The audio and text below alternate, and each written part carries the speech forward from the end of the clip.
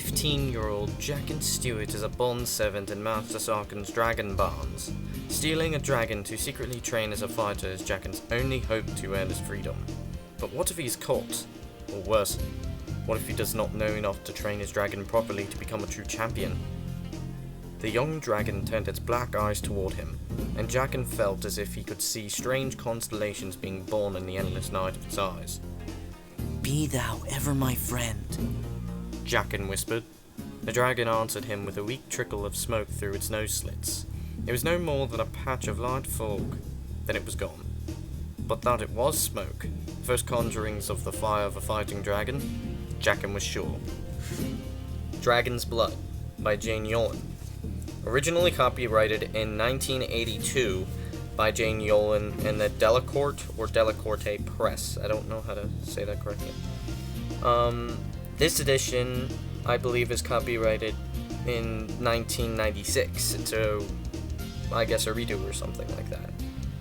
The summary is: Jaqen, a Bond boy who works as a keeper in a dragon nursery on the planet Ostar 4, secretly trains a fighting dragon of his own in hopes of winning his freedom.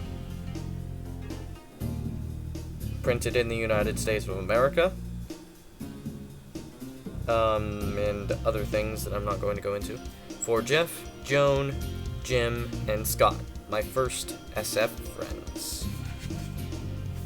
A bit of backstory for you. A female dragon's fertile years are 2 to 22. A male's ages 3 to 18. An average clutch is 5 hatchlings out of several hundred eggs. The twin moons cast shadows like blood skulls across the sand. Jaqen hunkered down in a bow-shaped depression and listened. Inside the wood and stone dragonry, he could hear the mewling and scratching of hatchlings as they pipped out of their shells. One more night and the hatching would be complete. One more night and he could steal in and pick out a hatchling to raise in secret out in the sands. As he listened, Jaqen stroked the leather bond bag that hung from his neck chain.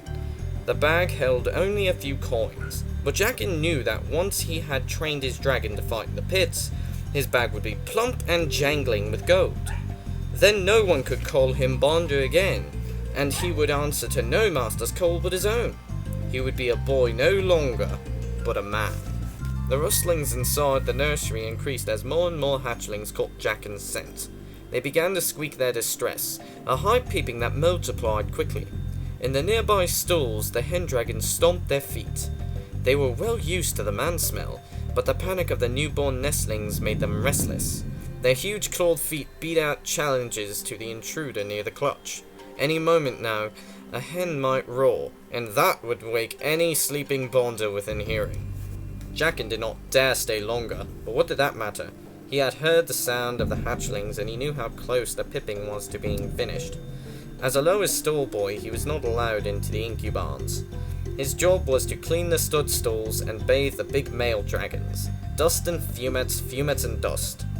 He was no better than a mecha garbage collector, but at least he did not clank like one, disturbing the great cock dragons in their stalls. Few of the male dragons could tolerate the sound and smell of a mechanical heapster without hackling, their collars of hardened neck flesh raising up for a fight. A hackled dragon was no good for stud. It took days to calm one down, so humans, bonders, had to serve as waste collectors even on the most modern worm farms. Jaqen knew the stud barn well, but the incuban he could only imagine from its sounds. Tomorrow night, when the hatching was complete, he would find his way into those half-lit, cozy compartments where the temperature was kept at a constant 34 degrees Celsius. He would find his way and get himself a snatchling, and begin the transformation of Bond Boy into Master in one quick, secret, silent act. Jaqen turned and ran, bent over, toward the northernmost corner of the building. He waded across the stone wire, knee-deep in the water that was channeled through the dragonry from the Naraka River. At the third join, he climbed out again, but he kept low until he came to the dunes, another shadow in the night of shadows. The desert air dried his legs quickly. The water had come nowhere near the bottoms of his thigh-length bonder pants. He checked the horizon for unfamiliar shapes, watches in the night, and then he stood up, but only for a moment. He took the whisker from the sheath of his belt and began to broom his footsteps away. It made the going slow, and his back ached with the effort, but he did not dare leave prints to show that anyone had gone out across the sands. Bonders, lacking most forms of entertainment, loved to gossip. At night in the Bond house, once the lights were out, there was little else to do until sleep claimed them. Jackin had a few hours before the code of dark after. He planned to use them to check again on the crops of blisterweed and burnwort he was growing in his hidden oasis. Everything had to be ready for the arrival of the Snatchling. He dared leave nothing to chance. Jackin thought, and not for the first time, how his inability to sense anything in the egg made stealing a dragon so difficult. Eggs were never counted. Hatchlings were. That was because so few of the eggs actually hatched. Anyone could steal an egg unnoticed, but unless the thief could sense the living dragon within the shell, his chances of success were small. And Jackin did not have that sense. His talent was with the grown dragons, like his father before him, but his father had never had any time to teach Jackin training skills. He had died out in the sands, beneath the claws of a feral dragon he had tried to train when Jackin was very young. Jackin's mother had buried her man and then sold Jackin and herself into bond for food and shelter. She had died, mourning, within the month, leaving Jackin with scant memories, half-remembered stories his mother had told him, and a bond bag he was much too small to fill. He thought back on his past as he whisked away his footprints, but without bitterness. What was, was. Bonders said, "You can fill no bag with regrets." What mattered now was stealing an egg containing a live dragon, without being caught. Then he had to watch over it until it hatched, and train it in secret to be a proper fighter. A champion in the pits, a big, bright, responding red with a terrible roar, and flame 6 or 7 meters long, could buy Jackin out of bond.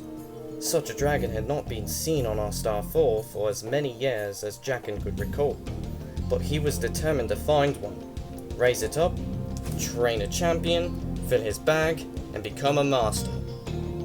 And becoming a master, he would become a man. Jackin was so lost in his dreaming, he came to the oasis sooner than he expected. It was only wide enough for a wellspring and a crude reed shelter. He had found the stream by chance when wandering alone in the sands several years earlier on the anniversary of his father's death.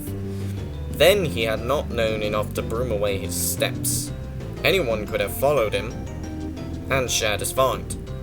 He had been lucky that time, for his tracks had drifted back into the dunes, covered by the pervasive wind dervishes that deviled this part of the planet. The warm spring rose out of nowhere and disappeared as quickly, a bright ribbon of blue-white water running east to west a scant 10 meters. It had no rocks or faults in the bed to make a bubble, and so it moved quietly the length of its run.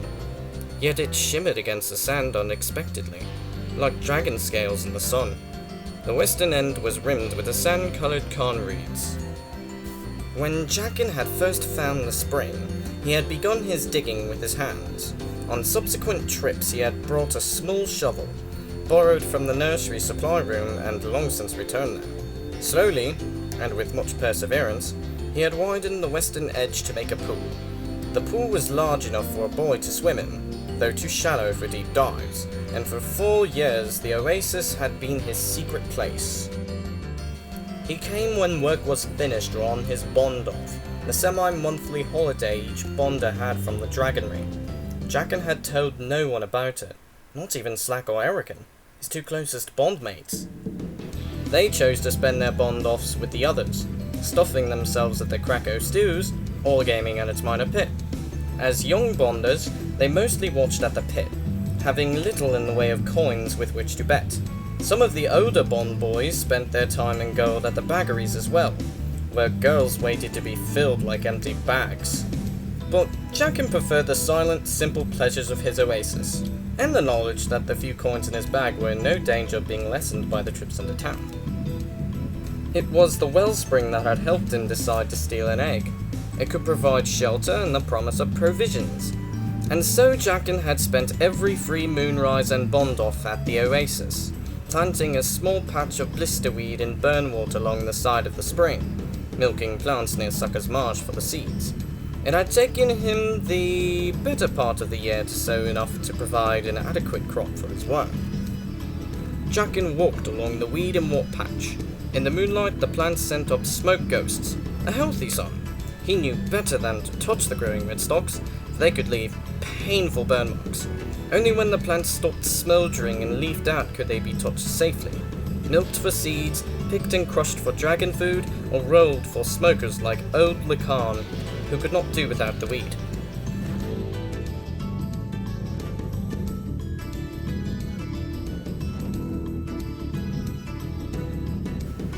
Jaqen looked at his weed patch critically.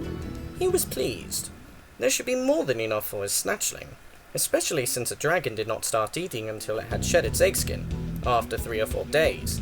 By then the plants would be ready, their pale red, jagged-toothed leaves veined with the protein-rich sap that showed up a deep maroon in maturity. Glancing quickly at the sky, Jaqen saw that the second moon, Akka, had already chased its older brother, Akan, across to the horizon. There they sat like giant eggs on the rim of the world. Soon they would seem to break apart, spilling a pale glow across the line where land and sky met, a cold, false dawn. Once that happened, there would be 4 hours of dark after, those wretched hours when it was too cold for a human to stay out unsheltered in the sand. In the daylight, the reeds could house a hatchling, keeping its sun-sensitive egg skin shadowed as easily as a hen dragon could, and once the dragon was fully scaled out, the sun could not harm it. But the reeds were useless as protection at night. For dragons it did not matter. They did not mind the cold. But Jaqen knew he would have to hurry back, whisking away his returning tracks, before dark after settled its icy hold on the world.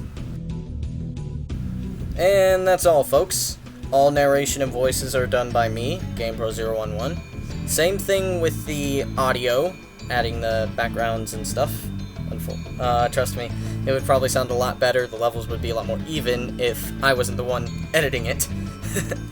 The tracks used are all from the original Spyro the Dragon game for PS1. All copyright is held to its owner, which would be either Insomniac or Stuart Copeland, the composer. And the book Dragon's Blood belongs entirely to Jane Yolen. I am only retelling it, I guess you could say, or narrating it, whatever you want to say, doing any voices, saying it, whatever. Well, I hope you guys enjoyed this little side project, and hopefully it will blossom, because I'm having a lot of fun doing it. Anyways, I really hope you guys enjoyed, and I will see you guys next time.